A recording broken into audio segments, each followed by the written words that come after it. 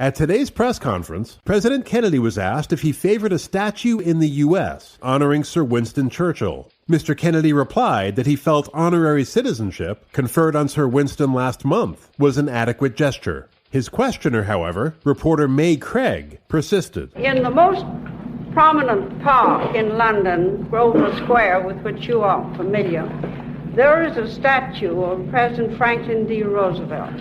Americans who go to London always go there, and every time there's Britishers laying little tributes and wreaths, and it seems to me we ought to have one of him here.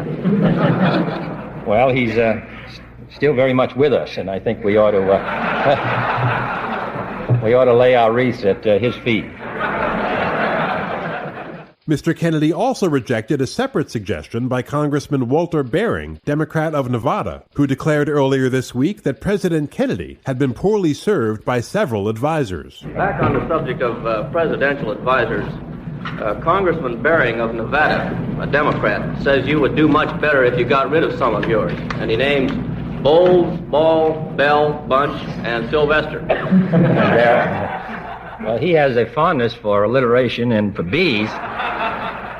And I would not add Congressman Bering to that list, but as I have a high regard for him and for the gentleman that he named. But congressmen are always advising presidents to get rid of presidential advisors. That's one of the most constant threads that runs through American history. And presidents ordinarily do not pay attention, and nor do they in this case. Thank you. Thank you.